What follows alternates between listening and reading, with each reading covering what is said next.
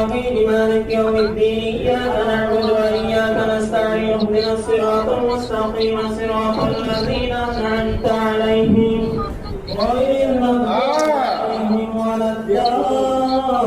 Itu naik bukan itu.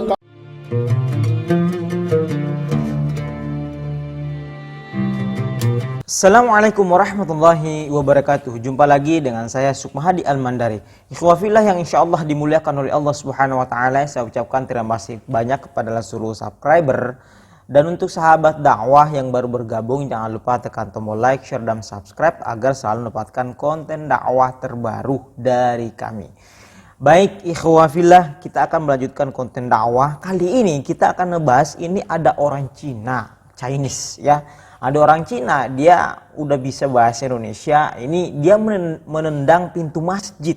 Ya, salah satu penyebabnya adalah dia merasa terganggu dengan adanya suara masjid, toa masjid, ada suara pengaji, suara orang sholat dari masjid menggunakan toa. Dia merasa terganggu.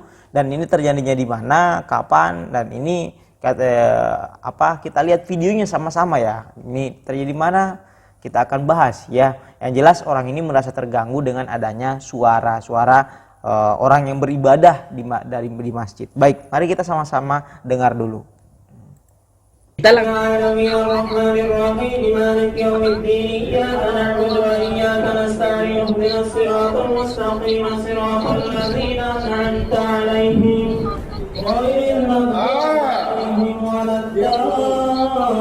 Itu naik bukan itu kat tempat.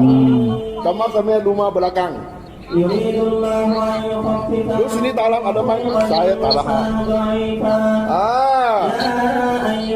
Itu naik bukan itu kat tempat. Kamar kami rumah belakang. Lu sini talang ada main, saya talang.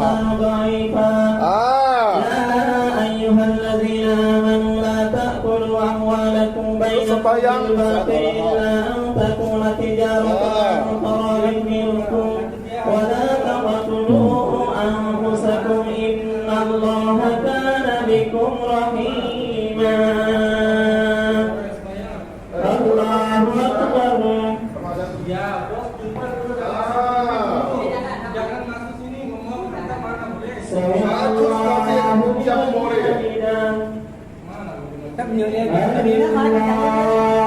Lu baik-baik, orang mau baik-baik.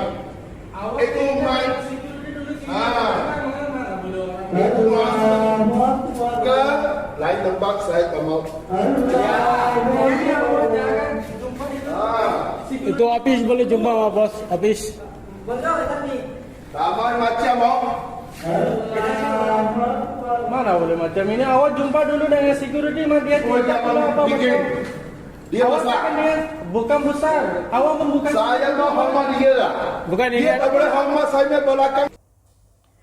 Ikhwani wa akhwati, di sini di video ini terjadi di mana tidak dijelaskannya, tidak di mana, kemudian tanggal berapa ya, tidak dijelaskan juga di situ. Cuman kalau kita dengar dari segi bahasanya tadi ya, kalau kita dari segi bahasanya itu sepertinya terjadi di kampung Melayu, artinya karena bahasa tadi bahasa Melayu ya. Ini kalau bukan di Medan, berarti dia di Malaysia karena bahasanya bahasa Melayu. Di kita juga banyak yang menggunakan bahasa Melayu ya. Orang Riau menggunakan bahasa Melayu, orang Aceh juga menggunakan bahasa Melayu sebagian ya. Kemudian Medan banyak juga yang menggunakan bahasa Melayu ya. Ya, kalau bukan di Indonesia berarti di Malaysia. Nah, ini yang jelas ini ada orang bapak-bapak ya, tadi ini orang Cina, katanya dia terganggu dengan suara masjid, di mana umat Islam itu beribadah di dalam masjid tersebut. Nah, karena rumah dia berada di belakang masjid persis. Nah, lalu orang ini menyuruh agar beribadah di tempat lain saja ibadahnya karena dia merasa terganggu. Waduh. Bapak ini dasar ya, emang ya kita. Ya, jadi sebagai orang yang istilahnya pendatang di situ ya, walaupun dia mungkin orang setempat, udah jadi warga tersebut, ya harusnya saling menghormati, toleransi. Baik, kita lanjut videonya, seperti apa lagi videonya. Mari kita simak sama-sama. Ini ada management. Kalau management boleh komplain. Bukan. Ini mai tak ada hak. Ini ya, lu bilang orang main rumah, orang mau pikun, tak boleh. Lu boleh tukar lain tempat. Ya, tapi awak mau cerita dulu. Tunggu management kasih tahu boleh tukar. Okey, saya baik-baik cerita. Suamanya kali cakap. Damai macam. Cakap dengan saya. Saya dari suara mali cakap. Awak cakap sini tu tak apa, sini akan jaga mari jumpa. Jaga dalam tunda nak cakap dulu. Ini measurement saja mainnya apa. Ini bukan orang.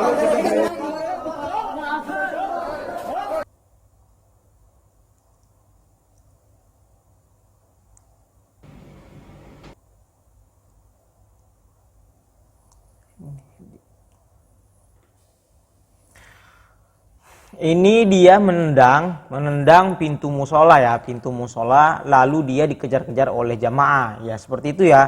Karena jamaah juga nggak terima, karena apa dia sampai menendang pintu musola. Kalau dia misalkan nggak terima dengan suara orang yang beribadah di musola tersebut, harusnya dia komplainnya ke manajemen seperti yang dikasih tahu tadi para DKM tadi masjid ini.